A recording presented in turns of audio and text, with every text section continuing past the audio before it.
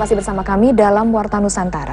Saudara, penanganan korban gempa di Sumatera Barat diharapkan lebih baik dari sebelumnya karena kita pernah punya pengalaman menangani korban tsunami Aceh, gempa di Yogyakarta, bahkan jauh sebelumnya saat tsunami di Flores, Nusa Tenggara Timur pada tahun 1992. Dan untuk mengetahui lebih jauh bagaimana penanganan korban gempa di Sumatera Barat dan juga rehabilitasi pasca gempa, kita akan bahas dalam dialog pagi ini bersama Bapak Indra Hasan, yang mana beliau adalah koordinator tim terpadu peduli gempa Sumatera Barat dan juga mantan ketua tim terpadu penanganan korban tsunami Flores tahun 1992. Selamat pagi Pak Indra. Ya, selamat pagi. Assalamualaikum. Ya. Waalaikumsalam warahmatullahi wabarakatuh. Pak, bagaimana pandangan Pak Indra sendiri tentang terjadinya bencana alam ini, Pak? Kalau kita lihat dua sisi, satu dari sisi iman kita harus evaluasi diri kita masing-masing, apa kita sudah pelihara semua perintah Allah. Yang kedua, kita harus lakukan taat juga hukum-hukum Allah atau belum. Kalau dilihat dari sisi ilmiah, itu yang disampaikan oleh para ahli ilmiah, lempengan dan sebagainya. Nah, kalau dilihat sisi dari iman, berarti kita harus kembali kepada fitrah manusia yang beriman, harus renung, tafakkur setiap pribadi anak bangsa ini. Singkat katanya harus bertobat. Sisi ilmiah, kita harus pelajari hari demi hari cara penanganan yang baik untuk menanggulangi bencana alam yang akibatnya pada manusia yang tinggal di permukaan alam. Ya, baik. Kita beralih ke gempa yang terjadi belum lama ini di Padang, Sumatera Barat ya. Menurut pemantauan Bapak, bagaimana situasi terakhir korban gempa di Padang, Sumatera Barat ini? Saya kebetulan baru pulang tadi malam dari Padang, Priaman. Kalau dilihat dari sisi fisik fasilitas pribadi secure rumah, itu ada yang rusak berat, ada yang rusak ringan, tapi tidak semua merata. Ada satu desa yang merata, 31 rumah rata. Ada yang hanya satu rumah, ada yang setengah. Nah, kalau dilihat Kota Padang, rumah masyarakat tidak terlalu rusak berat, hanya fasilitas ekonomi. Ya, inilah yang membuat masalah yang cukup berat buat kita, penanggulangan kegiatan ekonominya yang takes time. Jadi sehingga menyulit kita untuk mendapatkan bahan bantuan untuk masyarakat. Let's say sembako, kita harus betul-betul dari luar, karena di Padang tidak berjalan ekonominya, karena fasilitas bangunannya rubuh, kayak rumah sakit, pelayanan umumnya sedikit terganggu, terus industri pariwisatanya, hotel semua rubuh, listrik mulai nyala tapi tidak semua, belum nyala seperti apa yang kita lihat di berita. Itu yang kita lihat faktual. Nah, kalau Padang Priaman ekonominya berjalan karena fasilitas ekonomi seperti pasar dan sebagainya itu tidak rusak, hanya rusak masyarakat, rumah masyarakat. Terus dari sisi sumber daya alam itu cukup subur. Jadi, for example kayak minyak goreng, kita nggak perlu kirim minyak goreng ke sana untuk bantuan karena kelapanya banyak. Itu kira-kira yang saya bisa beri masukan. Ya, Pak, seperti kita ketahui banyak sekali rumah-rumah masyarakat di Kota Padang ini yang rusak berat, seperti yang tadi Bapak katakan juga. Berarti mereka harus tinggal di tenda-tenda pengungsian, Pak, ya? Oh enggak, kalau dilihat di Kota Padang karena ikatan kekeluargaannya cukup tinggi. Jadi misalnya satu keluarga rumahnya rusak, setengah rusak, itu dia tinggal di rumah keluarganya yang layak, kerabatnya. Itu yang memberi satu potensi yang cukup besar di bangsa ini. Itu. Terus seperti di Padang Priaman, ada yang rumahnya rata karena tanahnya luas, beda di Jawa Tengah. Kalau Jawa Tengah, rumah masyarakat itu betul tanahnya nggak ada lagi, hanya rumah tok. Sehingga rumahnya rata, dia perlu ada satu tempat untuk tinggal fungsinya. Kalau di Padang Priaman atau Padang Priaman khususnya yang saya lihat, rumah masyarakat itu halamannya luas tanahnya, jadi sehingga rumahnya rubuh, dia bisa bangun tenda di sini. Nah, yang diperlukan di sini masyarakat adalah segera kita bangun privasi masyarakat itu sendiri dalam arti kata rumah darurat. Itu yang pengalaman kita yang kita lakukan di Jawa Tengah, di Prambanan, bikin dari bambu, terus terpalnya kita jahit, kita masukin ke bambu itu menjadi rumah bambu. Dalam waktu immediately, dia nggak tinggal di tenda pengungsi lagi. Karena kalau tinggal pengungsi akan merusak moral.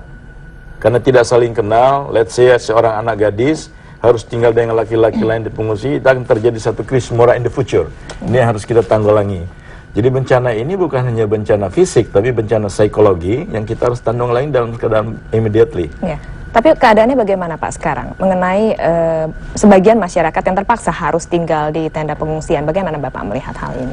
Kalau saya lihat masyarakat Padang memang tidak tinggal di pengungsian, jadi ada rumahnya hancur, nah dia bangun sampingnya dengan tenda, dia tidak ngungsi, dia tetap di space-nya dia.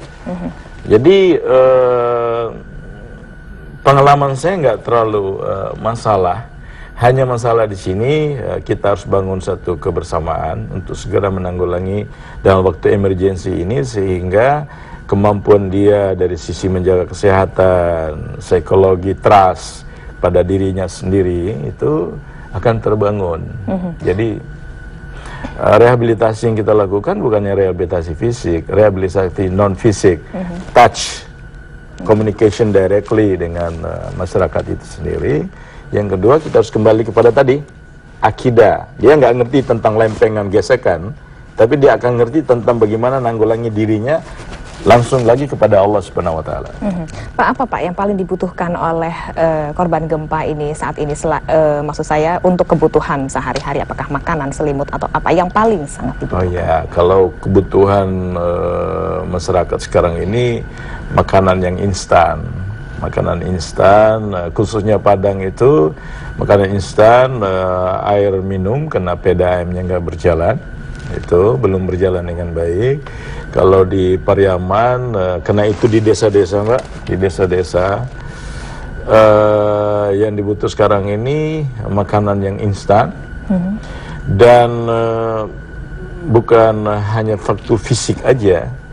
Jadi yang saya sudah sharing dengan Pak Bupati, dengan tokoh masyarakat di sana, kita harus membangun satu kembali kebersamaan dalam attachment heart satu dengan yang lain, ya itu telah kita lakukan di sana.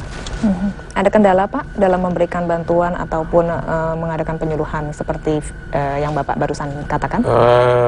Saya belum menemukan kendala karena pemerintahnya sangat welcome, sangat excuse untuk kita direct ke lapangan, dan masyarakatnya juga sangat understanding each other dan sangat support each other. Jadi saya lihat kendalanya nggak ada. Ya.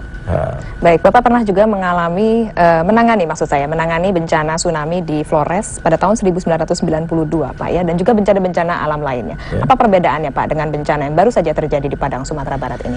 Kalau Flores, karena itu terjadi 4 kabupaten dan Flores itu daerah remote area, daerah yang perbatasan dengan negara lain, dan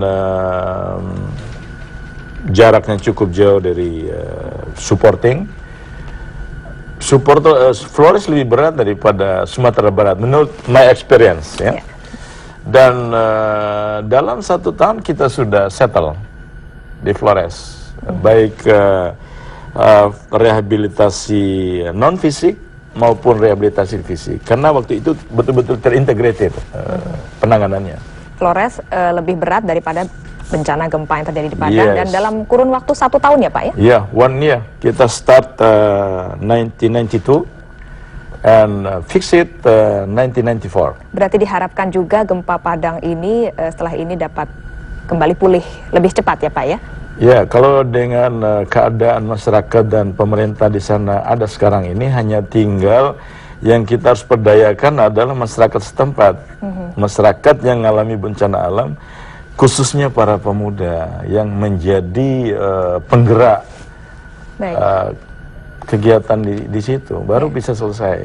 Baik Pak, mengenai bantuan, apakah bantuan yang dikirimkan untuk korban bencana gempa ini sudah cukup baik dari dalam negeri maupun dari negara tetangga sendiri? Kalau dilihat bantuan belum cukup. Belum cukup, yang masih banyak kita perlukan. Tapi yang problem yang yang dikemukakan oleh pemerintah yang saya lihat di lapangan, belum ada tenaga kerja yang bekerja secara dinamis. Masih ada ketergantungan dengan sangat tergantung kepada prajurit TNI dan Polri dan pemerintah itu sendiri, sehingga distribusi itu tidak berjalan. For example, bantuan yang datang dari Jakarta pakai flight atau pakai kapal Teluk Bayur itu tertumpuk. Kenapa? Karena tenaga kerja dari setiap kabupaten itu nggak ada satgasnya di pusat itu. Jadi sehingga tidak ada yang menangani pembongkaran, penyimpanan, terus angkut ke wilayah yang dibutuhkan. Ini diperlukan. Jadi mesti ada task force tenaga kerja yang bangkit dari masyarakat itu sendiri. Itu yang saya berikan kepada Pak Bupati, dan itu yang sangat menggembirakan buat mereka. Jadi kendala dalam pendistribusian bantuan untuk korban ini adalah kurang tidak ada yang tenaga kerja. Jadi bukan sarana jalan yang rusak atau bagaimana? Saya dari Padang ke Padang Priaman jalan hot mix, tidak ada masalah. Terus kita ke desa juga jalan nggak ada yang putus, nggak ada. Hanya ke Agam sedikit putus itu. Tapi kalau untuk distribusi ke desa-desa, alhamdulillah saya nggak ngalami, nggak melihat jalan yang putus. Tapi bantuan sebagian memang sudah disalurkan ya Pak ya? Disalurkan, hanya problemnya itu tadi. Misalnya kita dari kabupaten atau Satkorlak itu drop ke Satkorlak kecamatan. Siapa yang ngantar ke masyarakat?